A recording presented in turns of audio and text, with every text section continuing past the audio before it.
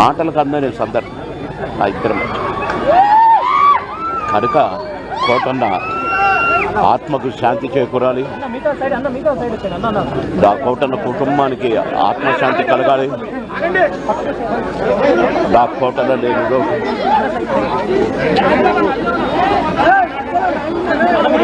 కోటన్న మనవళ్ళు ఇద్దరు అన్నకు శాంతి ఆత్మకు శాంతి కలగాలి.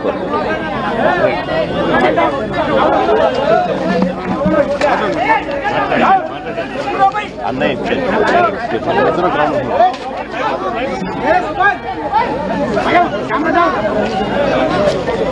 అందరికీ నా హృదయపూర్వక నమస్కారాలు. అందరికీ నా హృదయపూర్వక నమస్కారాలు.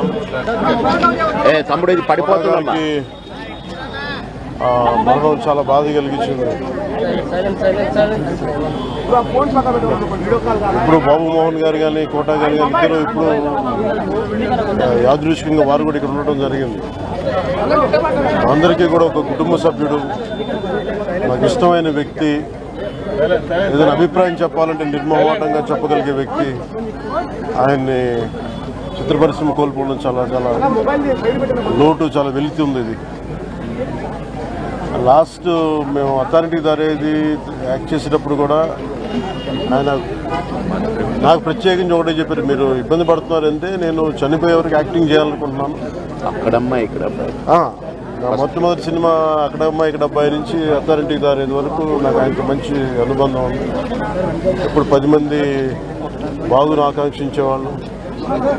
ఆయన ప్రత్యేకించి నేను అడిగాను, మీరు ఇంత ఈ వయసులో ఇబ్బంది పడలేదు. లేదు, నా కష్టాలను అధిగమించడానికి నాకు నటనే నాకు మరుపుది, నాకు చాలా ఇదిగా చెప్పారు. నాకు బాగా కదిలించేసింది. నాకు అలాంటి వ్యక్తి ఎంతమంది పరిణి చెందిన నటులు ఉన్నా కానీ ఆయన విశిష్టమైన శైలి, గొప్ప నటులు. ముఖ్యంగా బాబు మోహన్ గారు, ఆయన కాంబినేషన్ మటుకు మేమందరం విపరీతంగా ఎంజాయ్ చేసేవాళ్ళం. అలాంటి వ్యక్తి ఈ రోజున మేము కోల్పోవడం నిజంగా చాలా బాధ కలిగించింది. మనస్ఫూర్తిగా వారి కుటుంబ సభ్యులకి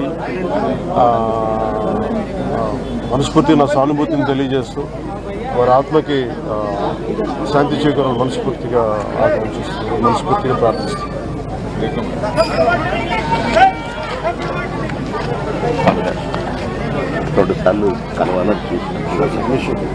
కోట గారు అంటే శ్రీ రంగారావు